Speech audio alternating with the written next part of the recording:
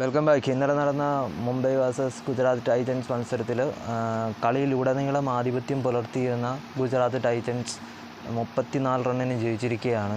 മുംബൈയുടെ ഭാഗത്തു നിന്ന് എടുത്തു പറയാനാണെങ്കിൽ ഒന്നും തന്നെയില്ല. ബോളിങ്ങിൽ അല്പം മെച്ചപ്പെട്ട ഒരു പ്രകടനം മുംബൈ കാഴ്ചവെക്കുന്നത്. അതിനകത്ത് എടുത്തു പറയേണ്ടത് ക്യാപ്റ്റൻ ഹാർദിക് പാണ്ഡ്യയുടെ പ്രകടനമാണ്. നമ്മുടെ ദീപക് ചഹറിൻ്റെ പ്രകടനം മാത്രമാണ് അല്പമെങ്കിലും എടുത്തു പറയാനുള്ളത്. ബോൾട്ടിനെ ഭയങ്കര ഒരു ഓപ്ഷനിൽ ഭയങ്കര പ്രതീക്ഷയോടെയാണ് ബോൾട്ടിനെ സൈൻ ചെയ്യിപ്പിച്ചത്. പക്ഷേ ബോൾട്ടിൽ നിന്ന് അങ്ങനെ ഒരു പ്രകടനം ഇതുവരെ ഉണ്ടായിട്ടില്ല.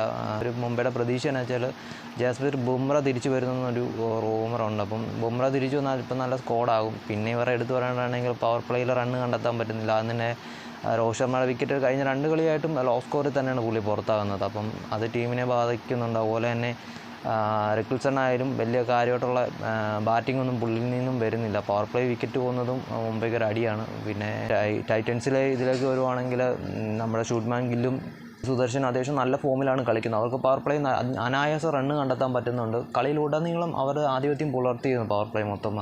അതിനുശേഷം വരുന്ന ജോസേട്ടനും റദർഫോർഡായാലും അവർക്കൊന്നും ഒരു പതുങ്ങുന്നൊരു പരിപാടിയില്ല.